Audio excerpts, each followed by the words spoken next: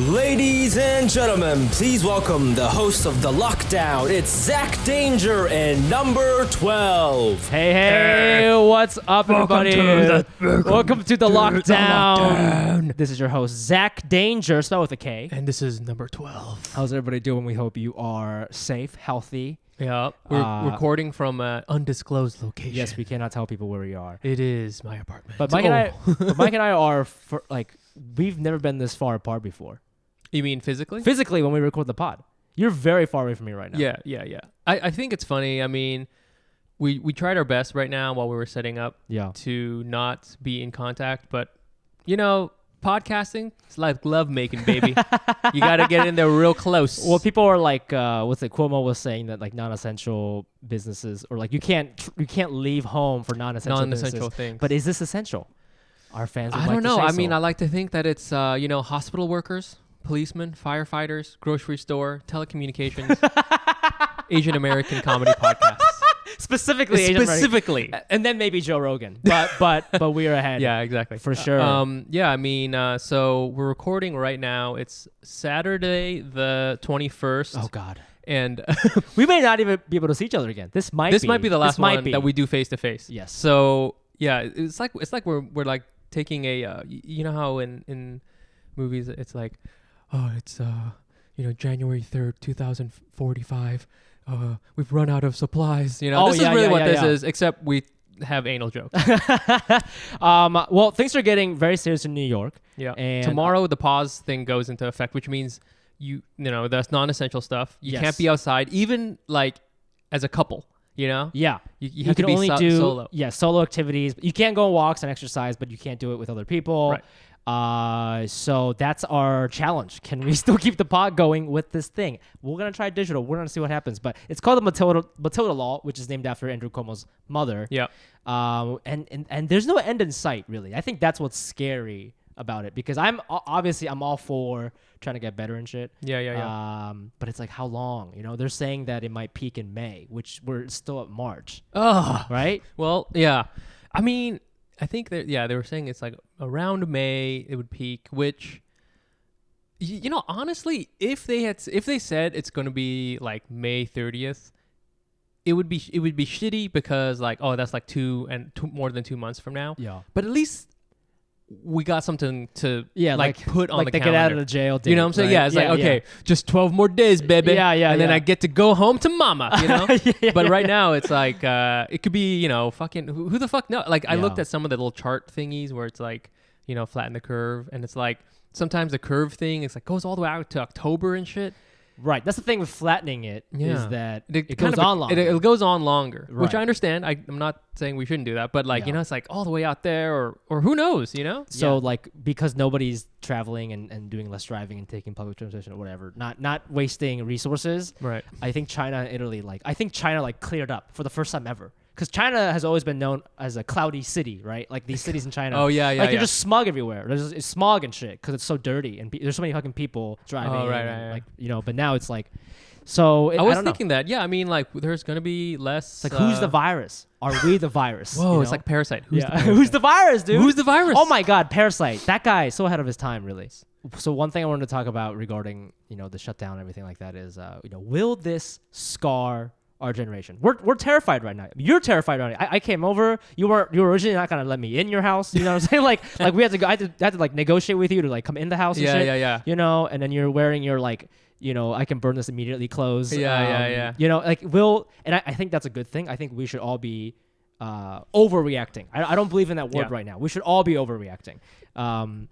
But I'm just wondering if when we come out of this, are people in our generation, people who went through this, who are traumatized, are we going to come out of this, and is it going to change certain aspects of our personalities, maybe our lifestyles? I used to have this bad joke when Trump first got elected, where I don't know if you ever felt this way, but I felt for a long time that like our generation, and I'm talking about like even Gen X in some ways, like we didn't go through like a big test, because like America has been like such a dominant country for so long. Yes. Right. Obviously, my parents went through like some terrible, crazy shit, like coming over here. But like, there's a lot of war and stuff in the world, but there was a lot of prosperity, right? And there was a lot of like instability, right? There wasn't like World War II and shit going through and like fucking shit up for everybody.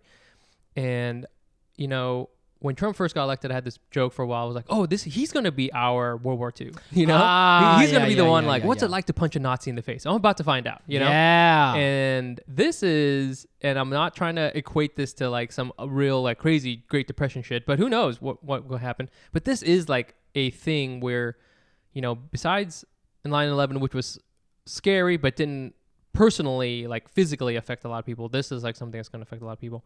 So now, you know, I think if this goes on enough and is enough of a shock, which it seems to be, it is going to be something where like look back and tell our kids like, hey man, fucking wash your hands, dude. Yeah. And then like, why is grandpa and grandma so into washing hands? You know how like, oh, you fucking kids don't know. Yeah, I remember like, so my grandpa's dead, but because he grew up very poor, when we would eat like grilled fish, he would eat all of it.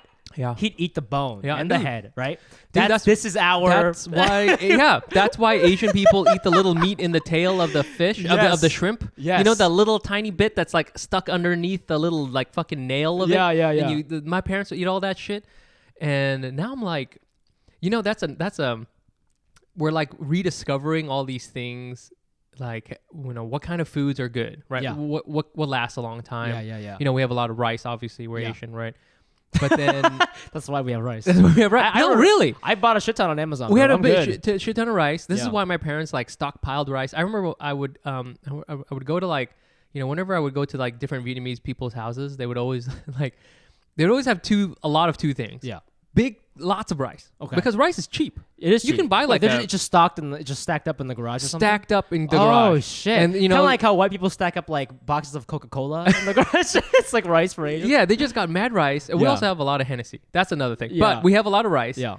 And you know, we're like rediscovering like, oh, these are the things that we need to have a lot of, like potatoes, like shit that like, you know, you can refrigerate or not even refrigerate and just keep for a long time. Yeah. And I went to the store earlier and I bought a bunch of bacon. And this you know, people listen to the pod know that I'm a big history war nerd. Right. And they used to give soldiers, I'm talking about like in the 18th century. Okay. Like 19th century. They would give soldiers bacon. I didn't know that. And we just carry it around because like you can keep the bacon. Raw bacon? Yeah, it's been salted. And I don't know exactly how they kept it. It's all gooey and shit. Yeah, I think they put it in like a tin or something like that. Yeah. But you could keep that in the field, right? They would give you two things. They would give you flour and they would give you bacon. Oh, shit. And you could like, because you can keep that forever as long as it's dry. Yeah. And you can carry that around. And so like that's sort of the same thing. We have flour, we have bacon. Yeah. You know, I have my bayonet. Right? It's like, you know, like we can like build all that shit up. So I agree. I think if you know, this is, even if this shit cleared up next week, if next week we went back to normal, yeah, we would be talking about this like, dude, do you remember that crazy shit we had to go through? Yeah. a second ago? This isn't that funny, but I was just thinking about like, I think this is going to change the way like even someone like me thinks about like insurance, for example. Right. You know what I mean? Like, do I have the balls to like, are there, you know, I'm just wondering like if creative people in the future are gonna have the balls to just be a dog walker. You know what I mean? Yeah. Like just because I think maybe people I are gonna should think twice be a about it. Well, I mean, now for sure, once this blows over, and if I go to someone's house and I see that they have like stacks and stacks of beans, yeah, that, you know, like what, a month ago you'd be like, what, are you a psycho? Yeah. And now you'd be like, yeah. oh, I got you. Yeah. I feel you. Same. Yeah, same.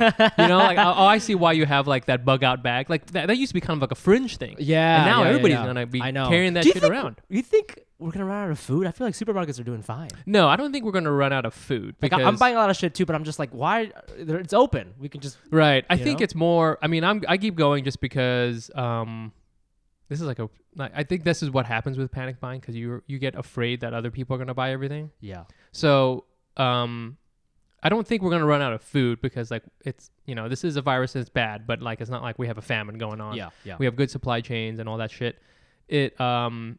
But it's a lot more like, you know, the whole thing, fear, you know, the only thing to fear is fear itself, right? Yeah. That's really the thing that's going to fuck us up. Who said that? Was that Machiavelli? Who fucking said that? it was I almost said Beethoven. It was Beethoven. You know what? I'm going to go with it. In between sonatas. Yeah. It's like, you know what? You know what? I'm dope at piano, but also the only thing to fear is fear itself. You know, some American president said that. Roosevelt. And Yeah. He said that during, hey, you know, your people inspired Yeah. They did. The Japanese were going crazy. And they're like, what the fuck? What the fuck is this?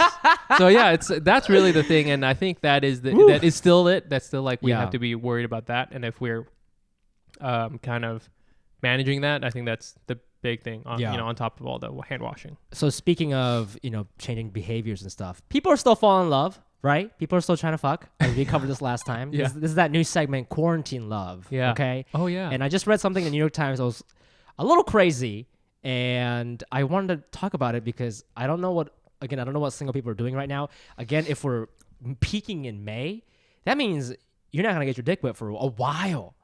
That's peak, right? So that's peak May plus whatever we went through. If you think about the bell curve, it's been since what, January? So May plus 3 months. Right. You're not gonna get wet till August, maybe. Best case scenario, dude.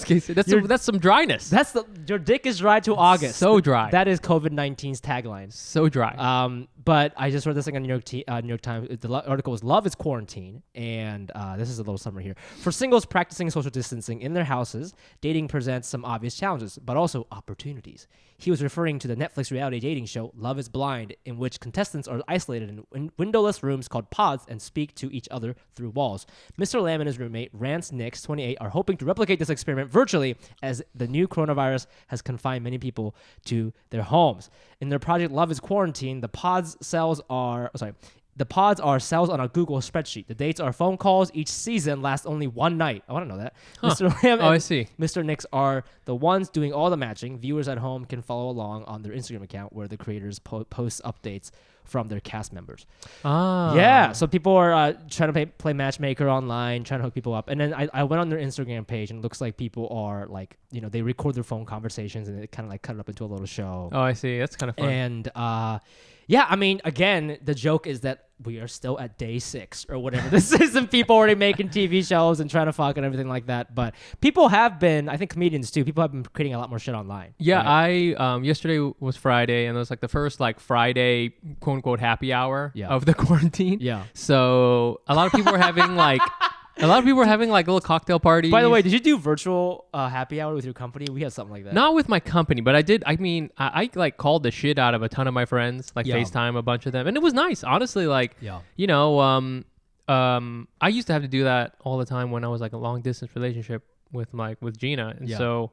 You know, if you have a good connection as far as like internet connection, not like personal, I mean that too, but like internet connection. Internet connection first. Yeah. If you have a good internet connection, then it's really like you're hanging out with somebody else. You're sitting there drinking, you're talking, you're bullshitting. You can see them.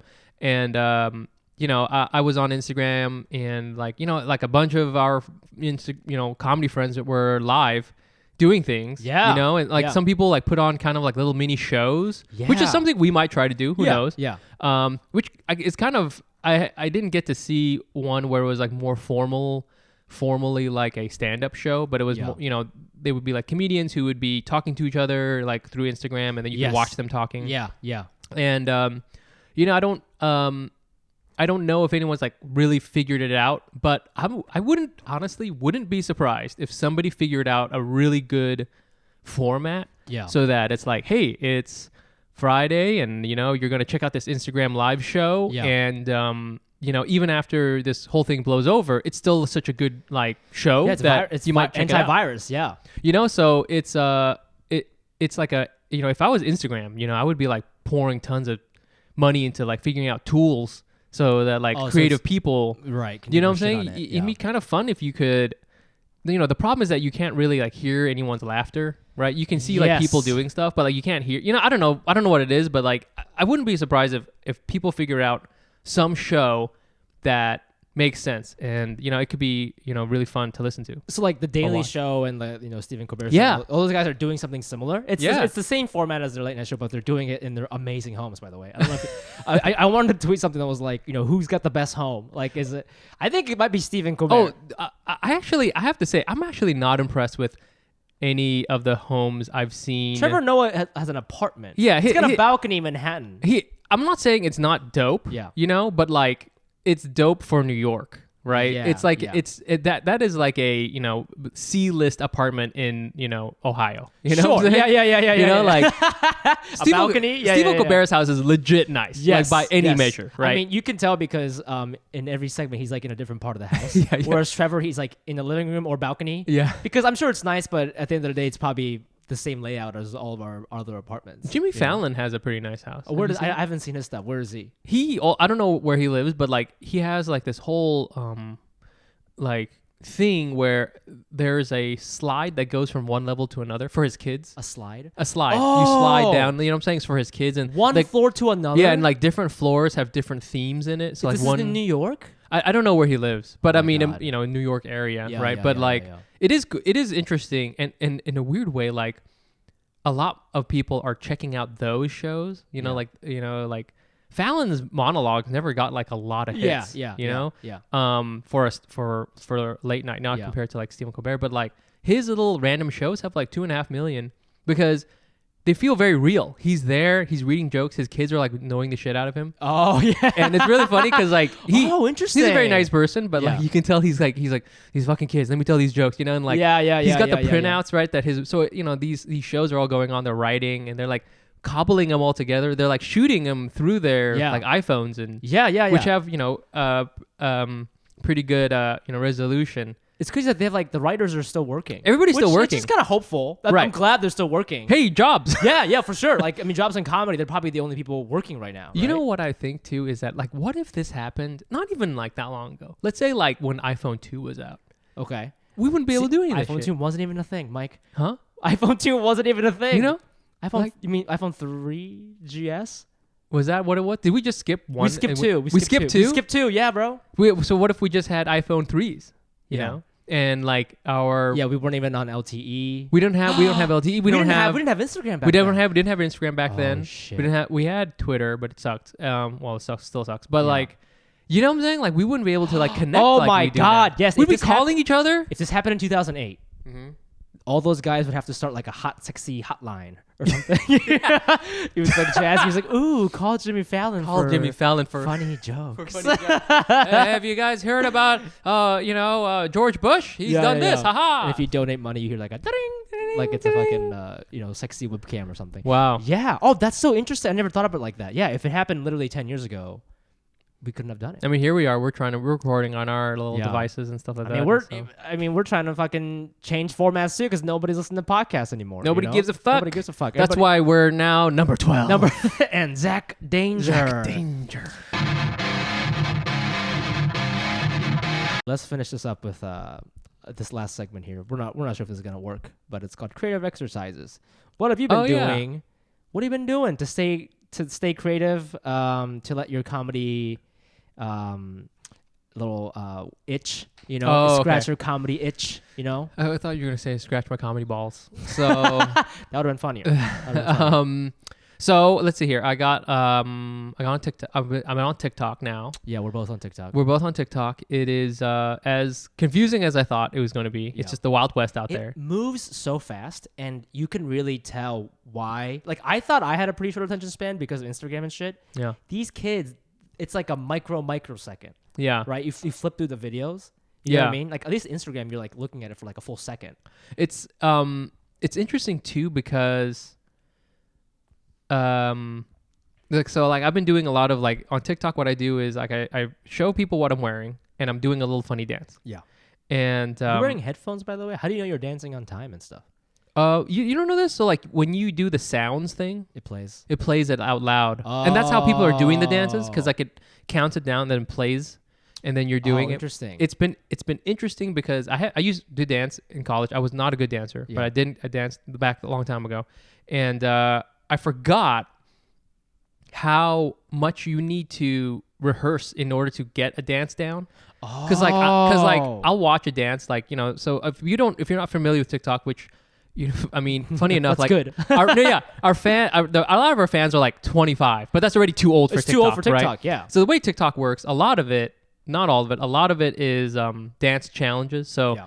I don't know how these originate my research is limited, but Yeah. like there's a dance that goes to a certain song. Yeah. Okay.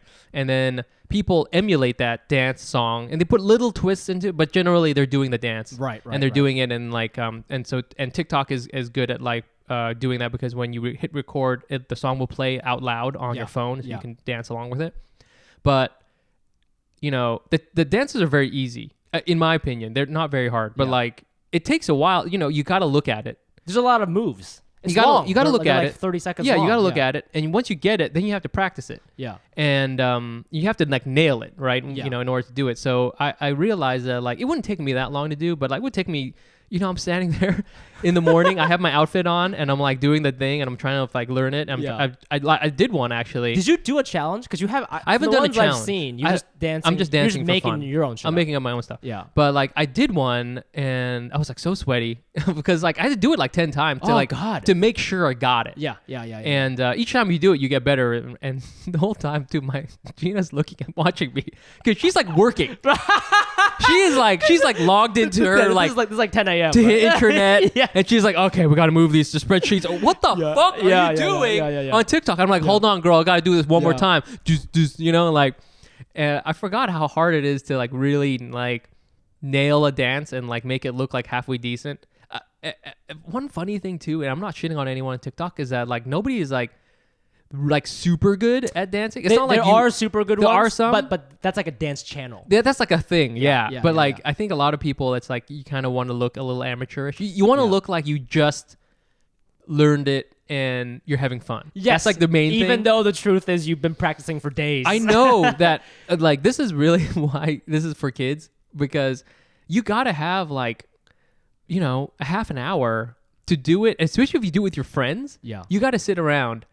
And we talked about this. Like, there's no way when I was a teenager I could have gotten my friends Prabhu and Tejas to like help me. What the fuck are these people? To like help me. Hey guys, you guys want to do this dance challenge? Yeah. They would be like, "What the fuck are you talking about? Get in the Jaguar. We're going to In-N-Out." You know, like, yeah. But these kids are like sitting around there. They have to learn it. They have Yeah. to practice it, and then they have to nail it on a thing, which is pretty hard actually. I've been like, so if you flip through, there's a lot of like anti TikToks where high school kids are like, they film the most popular kid in school, which is the person with the most TikTok followers. Uh-huh. So the popularity definition has changed, right? So I saw a TikTok that was like zooming in on this guy practicing dances and stuff, and he was like, "This is the most popular guy in our school with TikTok. Help us." He wouldn't let me in on his dance. Help me go viral. And that kid's video goes. So there's a lot of like ways to leverage somebody. You know, you don't have to necessarily be in that one. You can do like anti TikTok videos. I wonder if does that count as bullying?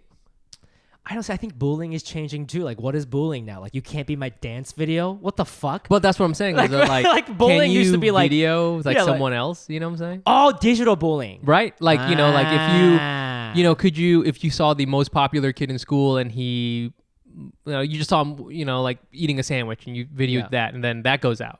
You know what I'm that saying? goes viral. Right? Is that now a thing? Yeah, I don't know. Oh my god. Kids these days. That's so fucking crazy. Yeah. But yeah, so Mike and I are trying to infiltrate this, trying to put our own things. Our on creative there. exercises. We put our podcast. We put our podcast clips up. Those are doing pretty okay. But I also put up some original content. Nobody likes that shit at all. Yeah, mine too. It's just like very sad because I work so hard on them. Yeah. But yeah, I don't know. I think it's for me at this point. I'm starting a comedy job soon. I'll probably talk about that next episode. Oh yeah. But it's not even like, is this hilarious? It's just like, let me just keep making shit because I just need to it needs to be like a muscle. You know what I'm saying? You know Like, what it is? I don't want to too? stop making shit. We don't. Yes. You know, to your point, the other day, last night I had a dream that I had to go and somebody was like, "Oh, you want to do some jokes at a show?" Yeah. And I was like, "Yeah, sure." And I was like, "Fuck, how do I tell jokes? I forgot all my jokes." I can definitely tell. I can feel like, you know, Yeah. if somebody had a show right now, and we had to do jokes, we would be like, well, it hasn't been that Well, long. it hasn't been that long. But like, we'd be a little like off. A little rusty. You know what I'm saying? Yeah. A little bit off. Absolutely. Oh, That's that so sucks. scary, right? Oh man, imagine. You want to run some new bits by each other? What was the last new bit you were working on? Doesn't have to be fully written, dude. The last bit. Like an idea. Oh, idea. Fuck. It's on my phone. See, like. Oh my god. It's You so got no hard. good bits, bro. You got no new bits. I know. I gotta always work on bits. That's what's sad is like I stopped like writing bit ideas in my phone because I'm not really out there. Because you're not writing yeah. stuff. Let's see here. A joke that isn't really working yet. Love How's it. it go? I love a joke that doesn't work. Yeah, a joke that doesn't work yet. It kind of no. Here's a joke that it works, but it's not like super hitting super hard. So like, I've been doing this thing where I've been drinking responsibly, and you know how crazy you look when you're drinking responsibly, and all your friends are drinking like normal, because everybody else is drinking a ton, and you're just sitting there nursing one. You look like a murderer at a party. At a dinner party, who won't eat any of the food because you poisoned it, you know? Oh, so that's my yeah, joke. Yeah, and that's entirely what it is. And you didn't laugh, so there you go. This is my idea. You're also not going to laugh, so it's fine. Okay, this is not really thought out yet. I only said it once at my last show. And like the premise got kind of a good reaction, so I want to dig into it. But I was thinking about, I want to do a bit about how when your friend is telling a story about something that happened to that person, if there's a person of color in that story, and if that person of color in that story was being mean to your friend, that guy has an accent for some reason when you tell him the story. But if that person was being nice, then that guy doesn't have an accent. Right? So it's like, oh, you know, I was like, you know, I ran into this guy, this Chinese guy on the train, bumped into me, he spilled coffee on me, and then he ran away. I was like, and he was like, oh, like, woo, whatever, you know? But then, like, if he was being nice, he'd be like, oh, this Chinese guy bumped into him on the subway, and he, you know, he got coffee on my shirt, but then he Venmoed me $100, and he was like, oh, I'm so sorry about that shirt. You know what I'm saying? I just noticed that, and I was like, oh, I wonder Your if I can friends do this? Yeah. Well, have you noticed that? No, your friends are racist. No, but that's the thing, is people ham it up when they're angry. When they're angry, like if some Russian lady, bad happens, if then some you're like, Russian hey, exactly. hey. But if that Russian lady was being nice to you, then he doesn't have an accent. That's fun. Yeah, I feel like there's something funny there. That's a good observation. The way you were laying it out to me felt like you were explaining the plot of The Usual Suspects, because it was like so many layers. All right, imagine this, okay? So you got your friends, okay, and then you got your other friends. Imagine he's on, you know, And then how should I? Was that not clear? Is there a faster way to explain what I'm saying? I think there probably is. Okay. But if I tell you what it is, then it would just be my way of doing it, You're which right. you know. And you know what? There's no open mics to work it out. So you know what we should do? Okay, we're gonna do this at. We should do open mics. Yes, we're gonna do one shitty open mic. It's gonna be the me and you. Yeah, it's just you and me. No. We'll do it digitally. Yeah, and then it'll be me and Maria in the audience, and Gina. Okay, in your I'm apartment. into this. I'm really into this. So we could do 4, right? And then we just take turns. Okay. 3-minute sets, dude. We'll light each other too. Yeah. We have to do this. And then another thing is we can we draw names from a bucket. Yes, yes. All right, the first person is Fumi, and then after that is Michael Nguyen. We have to. This is actually funnier if we did it digitally, because we'll bomb harder. I'll do it. I don't give a shit. But then if we do that, then it'll at least be in the format of a joke, so that if it's not funny, it's still like we're still trying to make it make sense, which I think is very important. It's super important to, even now, that little shitty joke I just said, like I haven't said a joke, but it feels, you know, listeners know that like you have to do it in a rhythm, like a certain rhythm. So like it feels nice to do the little rhythm thing. Yeah. You know that little that stupid like Instagram that I did, which people liked, is you know, where I have like a fake comedy show inside my with your wife? living room. Yeah. I realized that when I go up there and I start going hey, yeah, what's good? What's going on? When I do that at the beginning, I do that at all my shows. Yeah. Right. That is like, you know, when the drummer of a band goes, yeah, 1, 2, 3, 4. Da, da, da, da. That's what I'm doing. It's because you're trying to loosen up. You're trying to like find the rhythm of it, and you're trying to like get people to understand your rhythm. So you're like, hey, all right, you know, like even I was watching what's his name? Not Sam Morrill, the other guy. Mark Norman. Yeah. He goes up there and he's like, just jokes, just jokes. And he's like, he does his thing. Yeah. It's really interesting. Oh, that's really interesting. But I do feel that even if I'm in a fake funny scenario where it's like a fake open mic and I'm like, what's going on, everybody? The second I say that, my muscles prepare for comedy. You're just like a boxer. You're just like, like I know it's not real, but my body's still you gotta, all right, let's you gotta do this. You do this. Yeah. I'll do it. So, let's do it. Open mic coming at you soon. With not Zach Danger, number 12, but with Fumi Abe and Mike Nguyen. Or maybe I'll do a character as Zach Danger. I'll dress up and everything. All right. Thank you so much for thanks. And coming at you live from what used to be Brooklyn, America, and is now just a wasteland. Yeah, wasteland, everybody. So thanks so much for listening. And again, don't go crazy on Patreon. Okay, we want you to be safe, but if you have money, please donate on patreon.com/Asian.AsianPod. And I don't know when this is gonna come out, but hopefully you're doing well, and we'll see you next time. Bye.